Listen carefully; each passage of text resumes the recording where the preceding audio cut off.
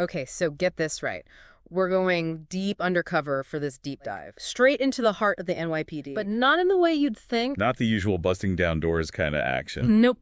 Think more like whispers in the shadows, hidden truths, the whole 9 yards. We're talking about alleged corruption, the kind that eats away at the core of what it means to protect and serve, you know? Okay, I'm intrigued. Lay it on me. Yeah. What kind of corruption are we talking about here? We're diving into a world where some officers allegedly are accused of crossing lines, bending the rules, playing favorites, even turning a blind eye to serious crimes. All right, that's heavy stuff. So where do we even begin to unravel this tangled web? Well, that's where Sergeant Steve Lee enters the picture. Sergeant Lee, fill me in. Imagine this. Picture a rookie cop, fresh out of the academy, eager to make a difference, right? He gets assigned to his old stomping grounds, Flushing, Queens, home turf. Okay, so a hometown hero story. That takes a turn. Oh, a huge A-turn. See, Lee thought he was going to be protecting his community, but instead he walks into what he claims is like a viper's nest of alleged bribery and cover-ups. And get this, karaoke bars are the center of it all. Karaoke bars. Seriously. Yep, karaoke bars, you got it, flashing lights, off-key singing, and beneath the surface, this whole alleged network of shady dealing. Okay, hold up. So what we have is a young officer, eager to prove himself, stumbles upon what he believes to be widespread corruption. And it's all going down in karaoke bars. You got it. But here's where it gets even wilder. Lee claims it wasn't just a few rogue cops, right? He alleges that this alleged corruption was practically baked into the system. What do you mean baked into the system? Like, how so? He claims officers were allegedly pressured to hit these crazy quotas, arrests, summonses, you name it. It was like this unspoken rule, meet your numbers or else. Oh, man. So it's not about actual justice. It's about, like, checking boxes. That's what Lee is claiming. And if you dared to question it, or worse, if you actually tried to do things by the book, well, let's just say it wasn't good for your career.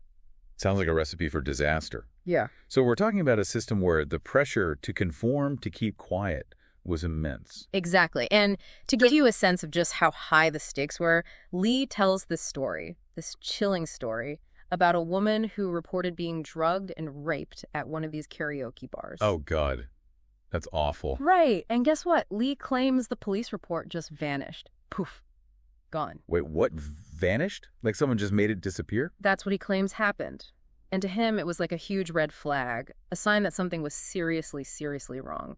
This wasn't just about turning a blind eye anymore. This was about allegedly covering up potential crimes, possibly to protect those who are benefiting from the alleged corruption. Okay, so we've got alleged bribery, pressure to meet quotas, and now a potential cover-up of a serious crime. This is heavy stuff. And we're just getting started. Now, while all this is going down, a new captain takes over the precinct. And this guy, he was brought in to clean things up. Oh, wow. So a classic good versus evil showdown.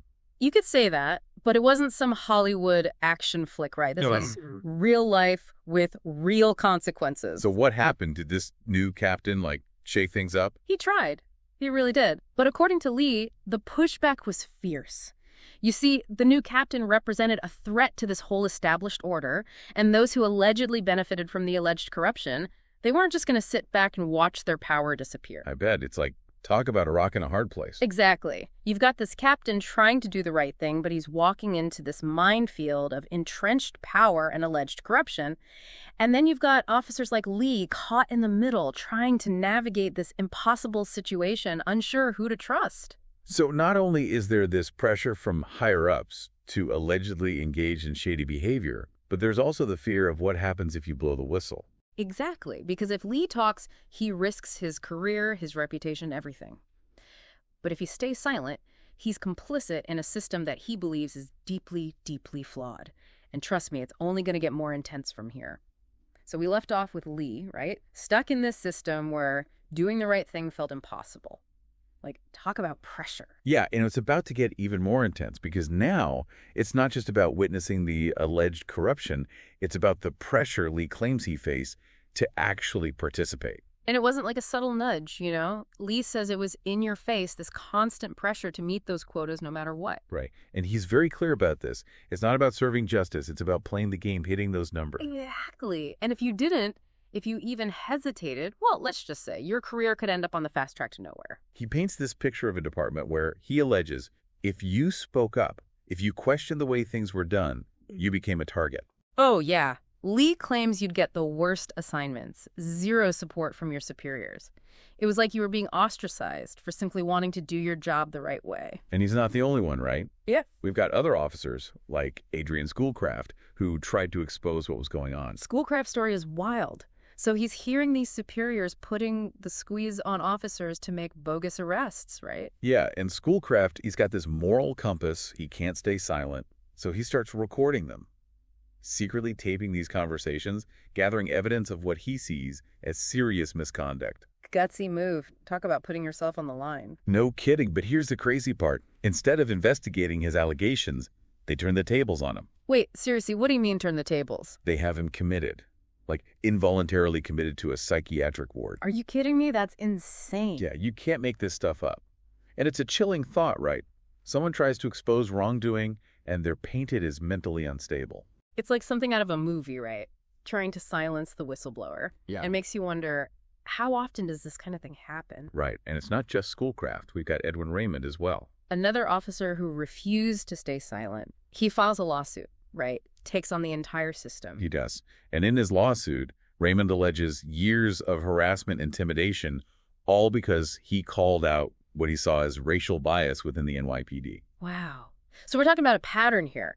Officers speak out and they face serious consequences. It really makes you question the whole system, doesn't it? Like, how can there be any hope for change when those who speak out are allegedly silenced or discredited? Yeah, and that's what Lee is struggling with. He sees these other officers trying to fight back, but they're getting crushed. And then there's this case, this really high-profile case that kind of pushes him over the edge, the Peter Liang case. Right, that case was huge. It sparked protests, calls for police reform, a real turning point in the national conversation. And for Lee, it was personal. He saw it as this perfect example of the double standard within the NYPD. For those who might not remember, Liang was a rookie cop, Chinese-American, and he accidentally fires his gun in a stairwell of a housing project, tragically killing a man. It was a terrible accident, right. But what got to Lee was how Liang was treated, especially compared to other, more senior officers who he claims had been involved in similar incidents, but faced, minimal repercussions. Exactly. And to Lee, it highlighted this sense that the system protects its own, even when tragedy strikes. And that's kind of the turning point for Lee. He's seen enough. He's done. He's going from silent officer to vocal critic, and he's taking the NYPD to court. It's a huge risk, right? He's putting everything on the line, his career, his reputation, maybe even his safety. Yeah, but at this point, he's got nothing to lose. He's disillusioned, he's angry, and he's determined to expose what he believes is a system rotten to its core. So Lee's taking on the system, right? Yeah. Lawsuit, running for office, the whole 9 yards. But you got to wonder, can you really fight City Hall, or in this case, the NYPD, and actually win? It's a David and Goliath scenario, right? And it gets to the heart of this bigger question. How do you fix a system that seems so resistant to change? Especially when that system is supposed to be protecting us, It's unsettling. You start to question, who watches the watchman? Exactly.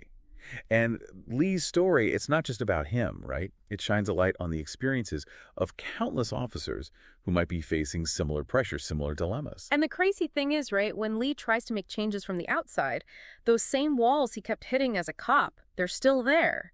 He talks about these politicians, right, who campaign on this whole reform platform, but then they turn around and label him as a dirty cop just because he's calling them out. Classic tactic, isn't it? Discredit the messenger. It's easier than actually addressing the message. And it's like this vicious cycle, right? Because those in power, they often benefit from maintaining the status quo, even if that status quo is, riddled with problems. And Lee sees this play out again with the Asian Hate Task Force, which he believes was more about optics than actual change. It's like they're checking a box, right? Look, we're doing something. But the real work, the hard work of actually addressing these systemic issues, that requires more than just, a press release. It requires a commitment to real, meaningful change, and that's what Lee is still fighting for. So where does that leave us? Honestly, it's tough to say. Lee's story doesn't offer easy answers. It's messy, it's complicated. But what it does do is force us to confront some uncomfortable truths about power, about corruption, about how difficult it is to achieve real reform, Right. And it makes you wonder if someone like Lee, who dedicated years of his life to serving within the system, felt like he had to burn it all down just to be heard. What does that say about the system itself? It's a sobering thought for sure, and it leaves us with a lot more questions than answers. But hey, That's what these deep dives are all about, right? Getting you to think critically, to question everything. To start those uncomfortable conversations. Exactly. So the next time you hear about police reform or corruption or really any kind of injustice, don't just let it wash over you. Think about Lee's story. Ask yourself, what would it take for you to raise your voice? What are you willing to risk to make a difference? That's all we got for you today. Thanks for joining us for another deep dive.